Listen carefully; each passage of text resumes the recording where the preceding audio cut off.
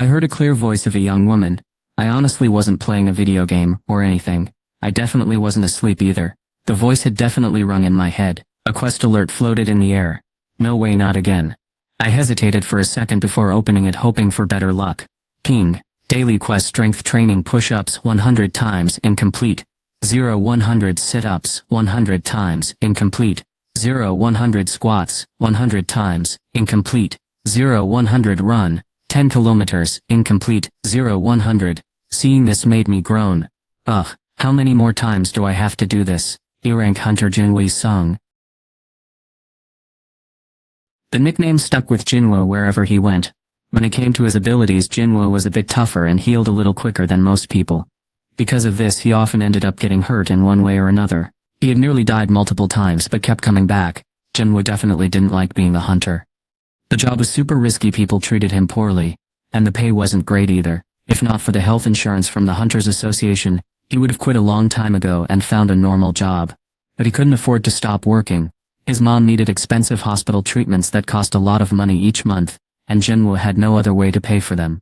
He didn't know any better skills to get another job, so being a hunter was his only option. That's why he reluctantly joined the association's big mission on that fateful day. Most hunters in the area knew one another, because they all teamed up whenever a gate opened. They exchanged hellos over coffee provided by an employee. One person shouted, "Hey Kim, over here," Kim replied. "Long time no see. I thought you quit." Park looked shy and laughed before saying, "It turns out my wife is having another baby." His friend burst into laughter and said, "Ha, well, as gamers we know that big raid missions can make a lot of money." Park blushed and laughed along. Why hasn't the group been calling hunters as much? Are there fewer portals? Of course not. The person replied, "It's because the player teams are working harder to get bigger rewards these days. When there's lots of money involved, they get really motivated. But this mission should be safer since the official team planned it, right?" Park sneaked a quick nervous look around as his worries grew. Without the big teams, there might not be a huge reward. Usually that means it's an easier challenge. But nothing in this world is ever completely safe. Other hunters looked nervous too. Kim took a sip of his coffee to delay answering when he saw someone familiar far away and waved hello. "Hey there," he called out. "Sung. Over here." The others smiled when they saw Jinwoo coming back. "Hi everyone," Jinwoo said. He nodded nicely, as Kim greeted him loudly. After Jinwoo walked away, Kim leaned over to Park, and whispered with a sly grin. Jinwoo Sung had just arrived at the gathering spot. When Kim shouted his name, Jinwoo waved politely from afar. Everyone felt relieved he was there. As Jinwoo approached, Kim called out again, with a cheerful voice. Jinwoo answered calmly before passing by. Later, once Jinwoo was gone, Kim looked at Park and shared something quietly. His face showed he was up to some fun. "Jinwoo Sung is here. That means we're safe." Park looked surprised and leaned in closer. "Wait, is Jinwoo Sung really that good at fighting? Guess you wouldn't know." The other said with a smile. "He started not long after you left the job.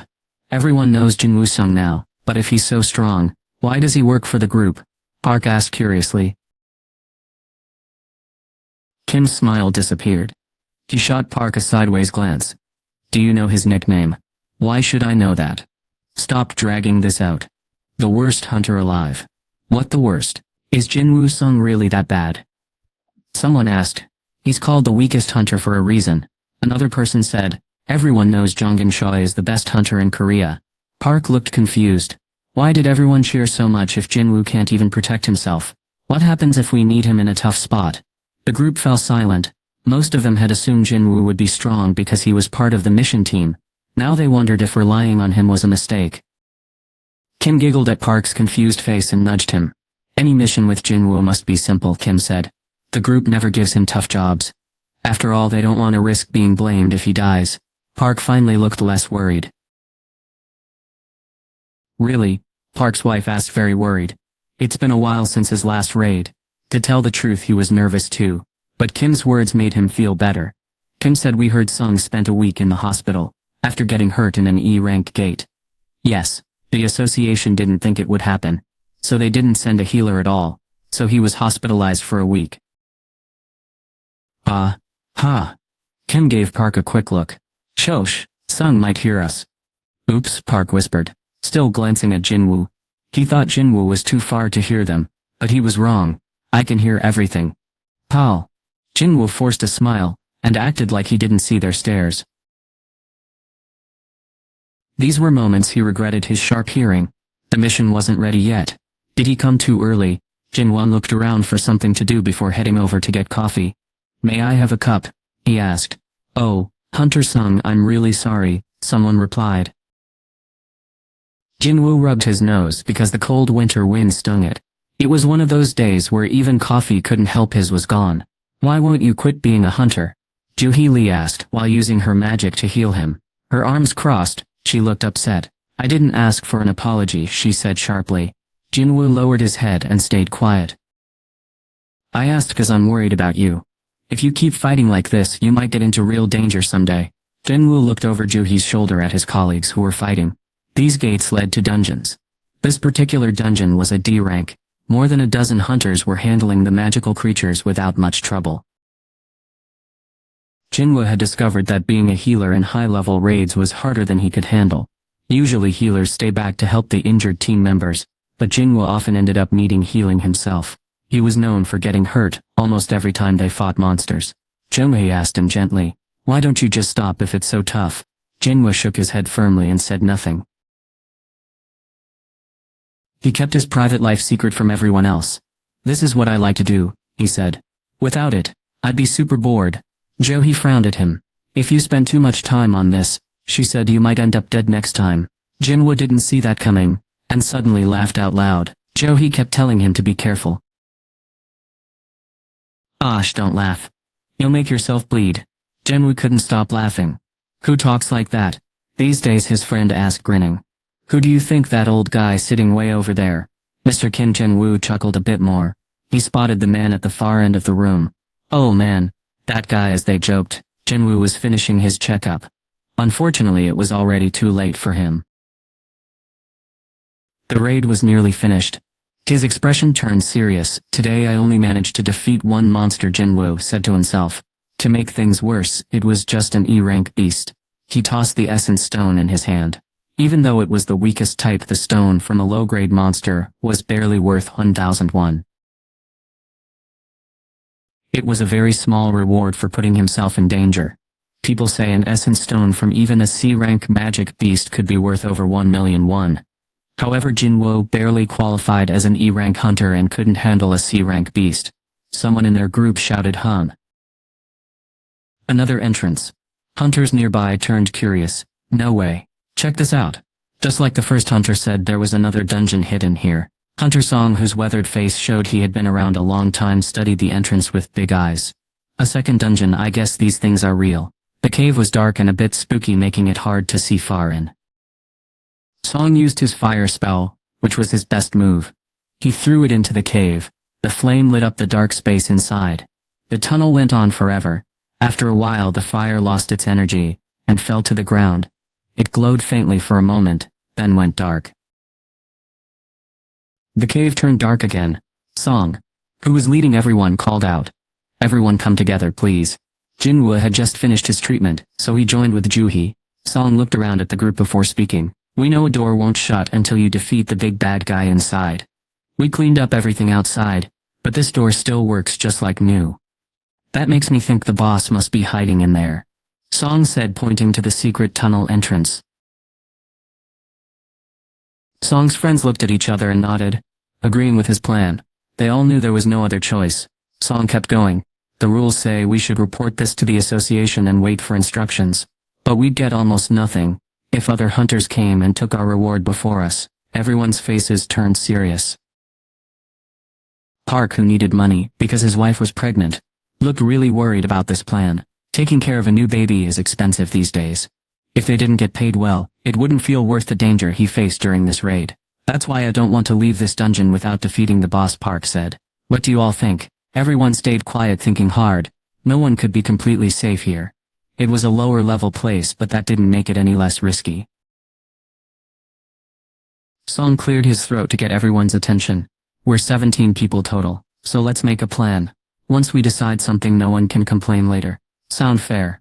Heads nodded all around. Nobody disagreed. Song raised his hand. "I'm in." As others watched Song step forward cautiously, some raised their hands too. Me too. I think we should go in too. Park was the first to agree and Kim joined him, but many others disagreed. We shouldn't go in. Maybe we should wait for the association's decision. Votes were split evenly until only Jinwoo and Jo-hee remained. I'm sorry, Jo-hee looked down at her hands and apologized to Song before adding her no vote. Now there were 8 votes for and 8 against. A tie. Jinwoo hesitated, and Song spoke to him straight. Song. It all depended on his decision now. He held an E-rank essence stone tightly, and glanced at Jo-hee beside him. Her face showed she was worried. Jinwoo felt nervous too. Dongwoo usually avoided big risks, because he lacked the skills and courage. His sister was about to start college soon, and Jinwoo had not saved any money. He was 24 years old. He had quit trying for college because he couldn't pay for it.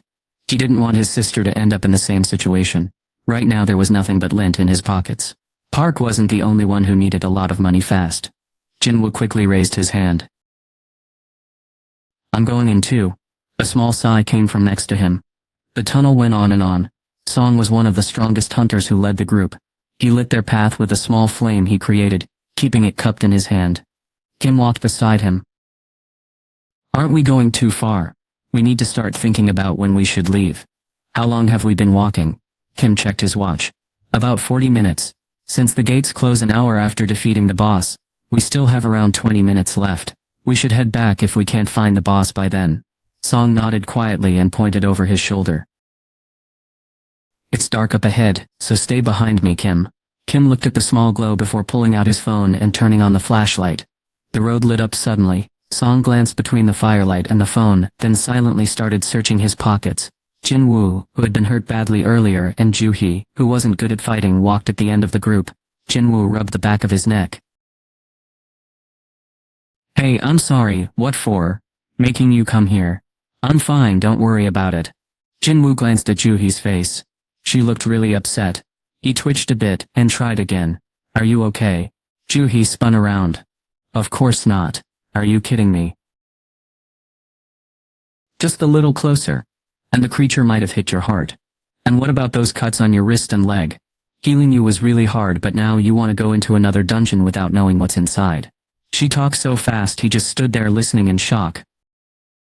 But everything she said was true. Jo-hee was one of the few top-level healers in the Hunters Association. And if it wasn't for her amazing abilities, Jinwoo would have struggled for some time, just trying to live a normal life. Looking back, I'm really grateful to her. Jo-hee being a healer made her stand out, since those skills are unusual among hunters. Plus her rank was B. The group naturally asked her to help heal the injured hunters whenever a new monster portal opened. Jinwoo ended up sitting right next to her in almost every raid he joined. That has to hurt. Please hold on a bit longer. You look familiar. Weren't you here before? Are you hurt again? I keep seeing you around. Jinwoo, are you okay with this? Being a hunter might not be right for you. Here you are again. Can I see your arm, please? No. Jo-hee said. Check the other side. This side only needs a bandage. Let me see where the break is. Jinwoo felt really sorry for all the trouble he had caused her. Jo-hee noticed. Jinwoo looked sad and guilty because of how she had shouted at him. She softened her tone. Are you really sorry? She asked. Yes. Jinwoo replied.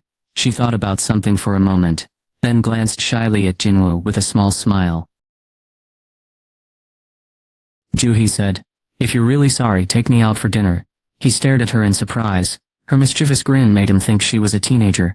But Jo-hee was just a young woman, barely 20. She had said she would turn 21 next year. If she had short hair instead of her long straight locks and wore a school uniform, Jinwoo could easily picture her as a regular high school student. His face turned red just thinking about it. Jo-hee crossed her arms when he didn't say anything back. Do you really not want to share a meal with me? Suddenly a loud noise erupted at the front of the group. We're here, someone shouted. It's the boss's hideout. Jinwoo and Jo-hee turned toward the commotion. 2 massive doors blocked their path. The other hunters stood in front, talking nervously. Why are there doors at the back of a cave? One asked. I've never seen a lair with doors before. Another replied. This is weird. Do you think this will be dangerous? The group whispered among themselves, unsure what lay ahead. Their worry was clear. They were in danger, so they had to be careful. But if they were too cautious, they might not finish their mission. Song thought being too careful was the bigger problem. Who wants to come out without finding anything? He rested his hand on a door. If you're scared, then leave. But I'm going in, even if I have to go alone. Song was a C-rank hunter with 10 years of experience. If he weren't getting older, he could have joined one of the big groups, like the major guilds. The confidence of the man made the others feel more comfortable. Now that I think about it, some of the hunters remembered rumors they had heard about double dungeons. Apparently double dungeons have amazing treasures. I heard a small guild got powerful quickly after finding one. All the monsters in such a dungeon are around the same strength, so fighting them shouldn't be too hard. What if those rumors were true, and the beasts inside were as weak as the ones we've already defeated? Jinwoo couldn't let the old man take all the treasure for himself. His wife needed care after having their baby. Their older child's school fees were coming up, and rent was about to increase. Everyone agreed. They also tightened their resolve. Jinwoo made his mind stronger too. I need to bring back more than just one crystal. If I go home with only that one, my parents will be upset. Maybe I can find a D-level magical creature instead. Or another crystal. It doesn't have to be alive though. In this world, when you explore caves together, everyone splits any special items they find evenly among the group. So if I stumble on something cool like a treasure, I won't get it all by myself, but maybe that's better than going back empty-handed. This was different from fighting magical creatures. Because when you fight those, you only collect gems from the ones you beat. Jinwoo thought he might relax for a while, if things went smoothly. He took a deep breath. Jinwoo saw the determined look on his face. Does that sound like someone who says hunting is just fun? She teased. Jinwoo shrugged. Who really puts their life at risk to earn money anymore? You do that for fun. What? Juhi looked at Jinwoo in surprise. Just then Song pushed the heavy doors, and they swung open without a struggle. RRZZT. The doors creaked softly as they moved. A dark hallway stretched out before them. Quick, let's go. Jinwoo grabbed Juhi's arm, and pulled her along. Her face turned pink with excitement.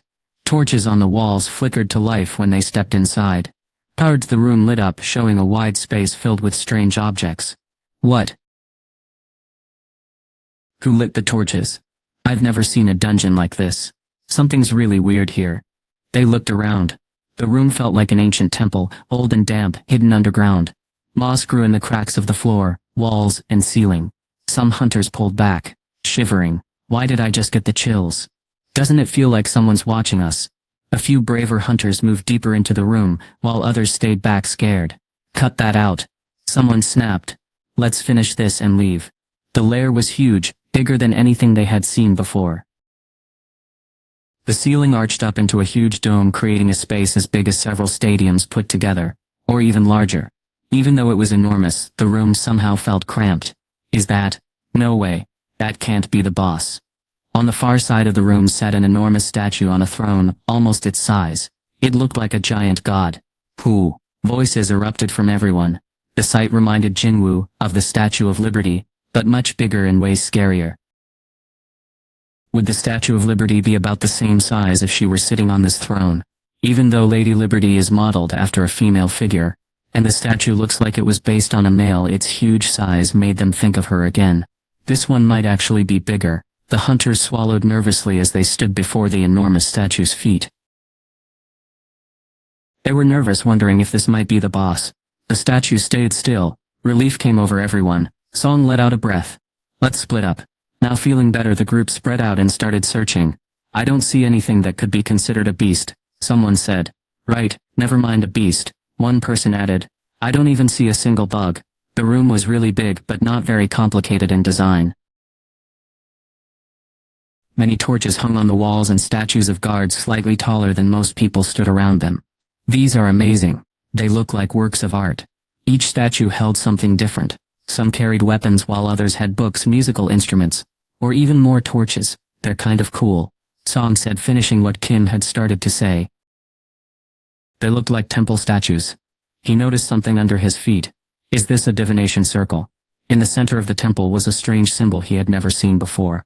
Then someone said, Mr. Song, there is writing here. Hey Sir Song, could you check this out? One of the hunters asked. He had found a strange statue in the corner of the room. The figure had wings and held a flat stone with some letters carved into it. Song got up from his work with the mysterious symbols on the floor, and walked over to take a look. The other hunters crowded around him. "What does this say?" someone asked. The letters were old-fashioned and hard to read. After studying them for a moment, Song said, "These are rune marks. Rune writing didn't exist in the real world. It was only found in dungeons. Only magic users like them could understand it." Song pointed to the first line. It says, "The rules of Kartanan Temple." Jinwo was listening intently when he felt a hand on his arm. He turned to see Juhi standing there. Her face was white as paper. He noticed Johi looked really pale and seemed upset. "Are you okay?" he asked. "Over there," she whispered. He turned to see a huge statue. She was pointing right at its face. Jinwo looked puzzled.